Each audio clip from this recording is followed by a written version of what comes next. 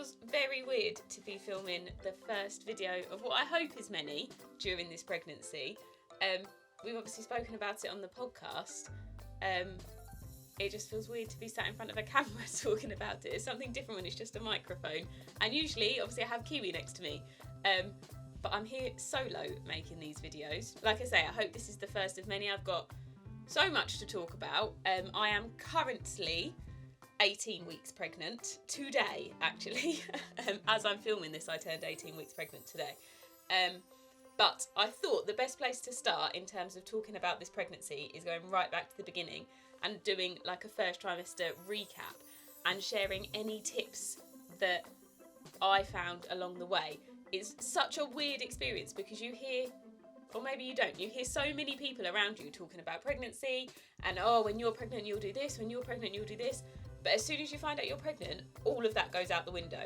And I don't know whether it's because you forget it all because you're in that crazy, overwhelmed state of the fact that you've got a life growing in you, or whether actually every pregnancy is so different that it's not relevant. I know that we've got lots of friends that have recently had babies and lots of people in my family that have recently had babies, and I've seen them all go through the whole pregnancy. But actually when it came to me going through pregnancy, I was like, this isn't like theirs, this isn't what they said it would be like. So I thought just to share my experience. I know when I found out I was pregnant, I watched so many first trimester videos just to feel like I had somebody else going through it with me. I had Kiwi and I had a few people that knew, but that's probably the first thing that was brought to my attention was that all of my closest friends, all of my family, everyone that I normally talk to when I'm feeling anything, I just couldn't talk to because we hadn't told them yet. And the first trimester was quite a tricky trimester, actually. It's carried on into the second trimester, but I won't dwell on that too much now. So the first thing, that initial finding out you're pregnant, I don't know that anything ever prepares you for it, no matter how much you want a baby or how much you've pictured having a baby or how much you've thought of that moment. Nothing will ever prepare you for the fact that actually it's there, it's happening, and you have a baby growing inside you. We found out in possibly quite an unconventional way. Like I said, the first trimester was really tricky. From the day we found out we were pregnant, I found out we were pregnant because our good friends Jake and Lorna had just bought a new house and we'd gone to go and look at it. I wasn't feeling very well on the way there, but as anyone who knows me will know, I'm quite a drama queen a lot of the time, and if I'm feeling unwell, it puts me in a really foul mood. So I was trying to just get through it, just get around the house. I wanted to enjoy it and I wanted to be excited for them, obviously, but I felt really unwell. And to cut a long story short, managed to get around looking at the whole house and then passed out in the kitchen about 2 minutes before we were going to leave. To which I then told lots of friends that I'd fainted because it was the first time it had ever happened, blah, blah, blah. Everyone said, "Are you sure you're not pregnant?" I was like, "No, I'm not pregnant." I was in fact pregnant. That then meant that I had to have those really awkward conversations of, "Oh, I just came on my period. Oh, I just did this," because we obviously weren't ready to tell people. But it can be, I was really poorly. After that, we were in hospital. We had lots of early scans. Everything turned out to be okay, so I'm not going to dwell on that too much. The story of that is on the podcast, and I'm sure I'll write something on Instagram, but this is a slightly more generic first trimester. That doesn't happen to everyone. Don't panic. From that point on, I was really tired and really, really sick. I know everyone says it's not morning sickness, it happens all the time. Oh my goodness, I couldn't escape it. So yeah, like I was saying, being unwell, lots of people asking initially if I was pregnant, then made it even lonelier when I had to tell them, no, just my period, no, just high blood pressure, low blood sugar, all of, the generic reasons. I felt more and more isolated. So I'm hoping that if I can make some of these videos, it's just a little bit of comfort to somebody, and if not, it's something that I can look back on and remember, because I'm sure you get the same feeling in future pregnancies. So yes, very unwell at the beginning for the majority of the pregnancy so far. So my first tip for that is eat what you want when you want. I'd always been really conscious that you're not eating for two, like you only need a few more calories and that's only at the end anyway. And I kind of just figured we'd carry on eating what we were eating. At the time we had Gusto, which was amazing, and the meals were great, but I couldn't deal with them. I was all about plain carb filled meals. Comfort food, one of the earliest cravings I had was baked beans with the little sausages and mashed potato. That was all I could think about eating for that day. Sandwiches, lunches for dinner were really good. And it was really frustrating because it meant that anything we'd planned to eat, I then wouldn't want to eat. So it was almost pick the dinner on the day, pick the lunch on the day, which was really frustrating and really time consuming. But actually it was the only thing that could help me get through not feeling sick. Even if that meant I was eating like mini cheddars or salt and vinegar chipsticks at like 10 or 11 in the morning, if it was going to stop me being sick, then I was eating it. That didn't help with the questions of, are you pregnant, when I was eating them at work and some of my friends were like, something's not right there. But listen to your body, because usually what it's craving is what it needs. So as my sickness went on, I really started to crave salt, as well as really juicy hydrating things like ice lollies, watermelon, cucumber, big juicy apples. They were all I could think about eating. There's usually a reason when that's all you can think about eating. So go for it, eat it. It doesn't matter how frustrating it is. And don't worry about the way your body's going to look. You're going to change over the next 40 weeks anyway. Just obviously within moderation, and you need to get vegetables in you somehow. But eat what you want when you want. It was more the when for me. I suddenly became a huge breakfast person and really just needed cereal and milk in the morning, and that's never been me, even as a child. So instead of fighting it and thinking that's not what I normally did, I kind of just lent into it, and it did, for the most part, help me feel that tiny, tiny bit better. The next tip kind of goes with that. Water. This thing has not left my side for the last 14 weeks. We found out we were pregnant at 4 weeks. This hasn't left my side. There is something in... it's been really hot as well, to be fair. But I have felt so dehydrated, and the only time I feel like I'm not thirsty is when I'm actively drinking. Flavoured water at the beginning was all I could stomach. I couldn't drink anything else. I went off tea, which, again, if you know me, never finish a cup, but love a cup of tea. Couldn't drink it.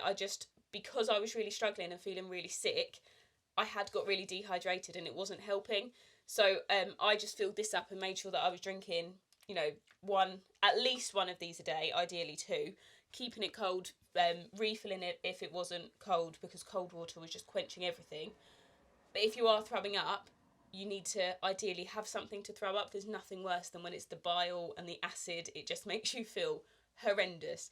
So there were times that I would drink a glass of water and 10 minutes later be throwing up again, but at least it was the water coming up, which I know is probably TMI, but it does make that sickness a little bit more bearable when it's not completely burning your throat as it comes up. So they're sort of my biggest tips on just functioning during that first trimester. Obviously, you may not feel sick at all, and you may get off really easily. I know lots of people around me, when I've spoken about being sick, they're like, oh yeah, feeling nauseous is really bad. Feeling nauseous is horrendous, and I wouldn't wish it on anyone, but actually being sick 3 or 4 times a day really does take its toll on you. So ultimately, whether it's water, Coke, lemonade, fresh juice, whatever it is, just get it in you because your body needs it. Listen to what your body needs and lean into it. So eat what you want, drink what you want, when you want, and also sleep. I found this really tricky because I was tired all of the time, and at bedtime I would fall right asleep at 8 o'clock in the evening, but by 4 o'clock I was awake, and I was awake for hours, which I couldn't help. I couldn't get back to sleep. It wasn't that I was done sleeping, I was still tired. I was aware it was the middle of the night, but that meant that actually going to sleep at 8 o'clock was better, because at least I was getting that extra block of sleep. I know you feel really lazy, and because nobody knows you're pregnant, it's really tricky. I found that really, really hard, of just powering through and not letting why are you going to sleep at that time? Or, being lazy, or, having a cat nap. I found that really hard because all I wanted to do was, no, I'm growing a human. Obviously, that's up to you. You may choose to tell people straight away. We chose to wait until about 10 weeks. We had a scan, and then we had another one a little bit later, but I can go into that later. I'll go into that in another video. Sleep, eat what you want, drink what you want, and sleep when you want. Obviously within reason. Going to sleep in the middle of the workday wouldn't have been ideal, but there were definitely times that I would get home from work and sleep for an hour because I was just exhausted. And if you're not getting that full night's sleep, then just take that sleep where you can. It's that first trimester is purely about getting you through it and listening to your body. If your body needs sleep, sleep. I'm much more of an early morning person than a late night person. I've never been a late night person, but 7:30, 8 o'clock is probably slightly too early for a 25-year-old to be going to bed.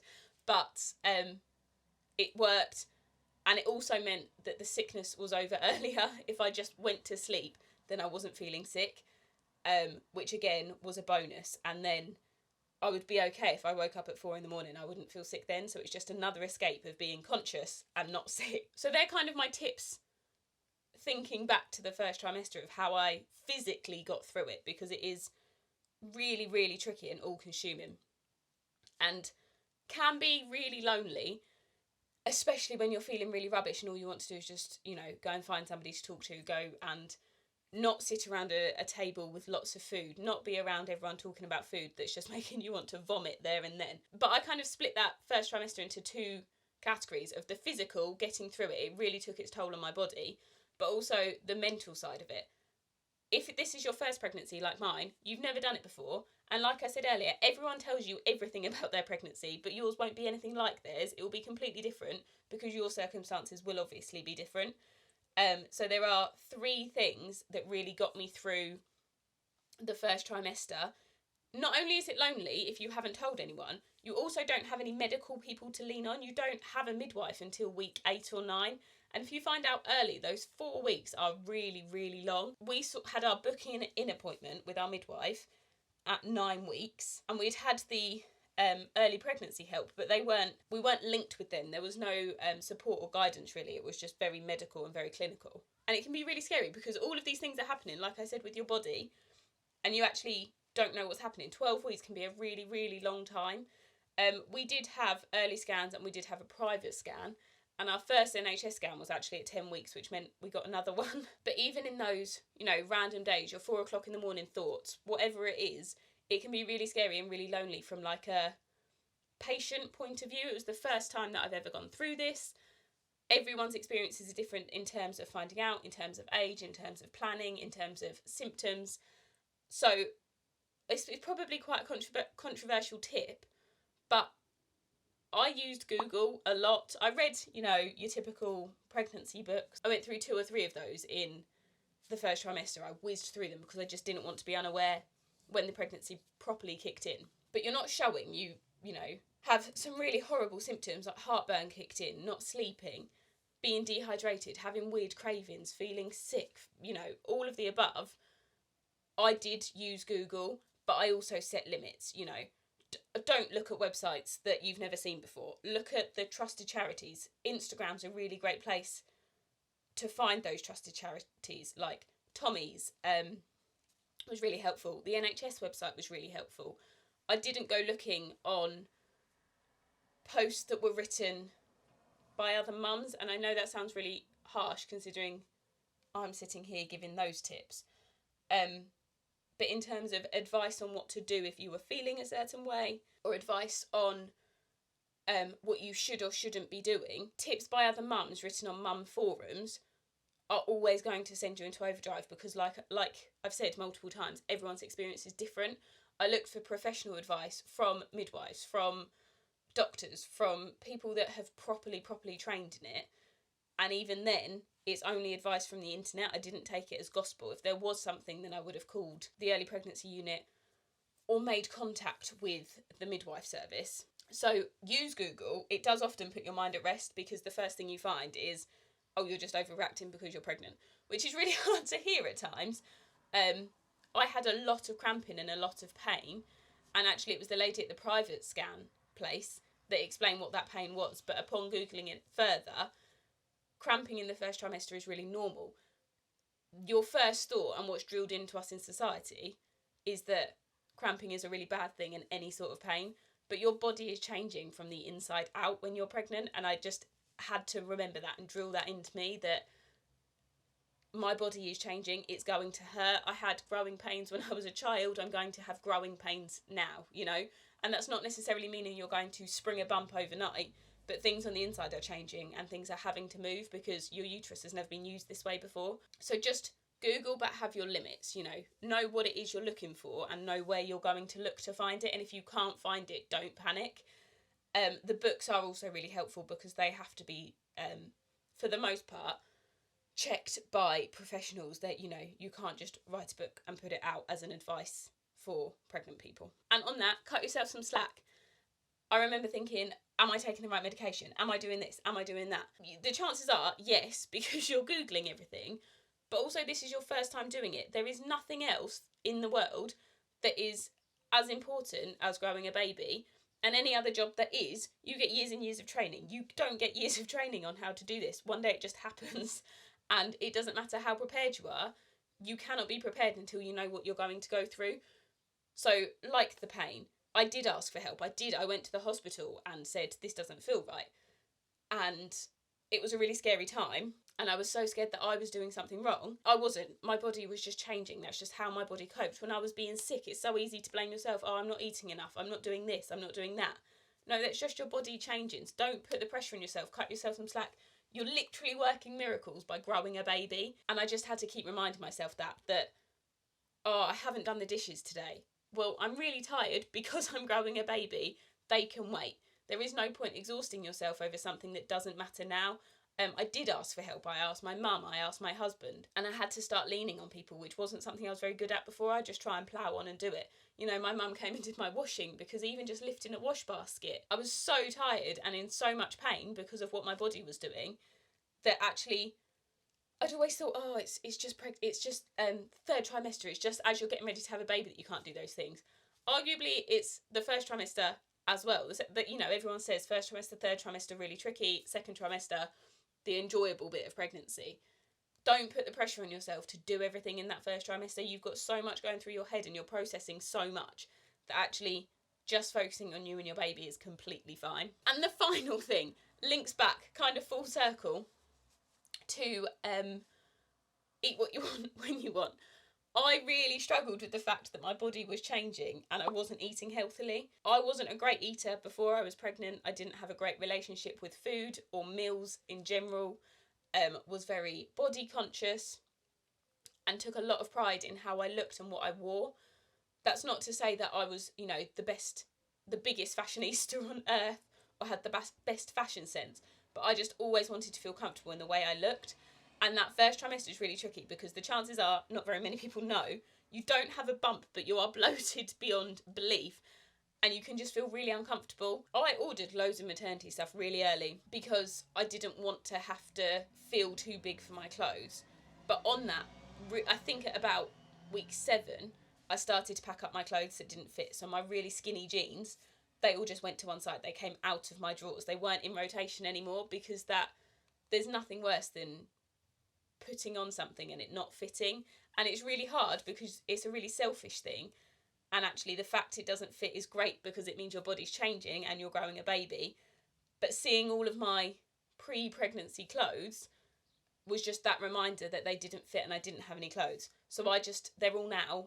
I don't have any clothes that won't fit me until the end of pregnancy. My maternity stuff is now well and truly underway, but my pre-pregnancy non-maternity stuff, anything that won't fit me towards the end is now in a bag because for me, that mental battle of this doesn't fit, nobody knows, why am I not able to wear this, took its toll on me a little bit, especially feeling unwell and being tired. You're just exhausted and you're just trying to get through a day, and putting on a pair of leggings that were once really comfortable being really tight and uncomfortable, it doesn't help anyone when you're already feeling rubbish. So just pack your clothes up as you go. If you put something on and it doesn't fit, just take it straight off and put it to one side. Don't put it back in your drawers. And I know that sounds really silly, and I had maybe from week 7 to week 16 probably, where I had about 3 outfits that worked. I was rotating dresses to wear to work. It gets easier as people know because you don't have to try and hide it as much. I was desperately trying to hide the bloat because too many people knew that I'd fainted and were already sceptical of what the cause of that was. I'd made up some medical excuse.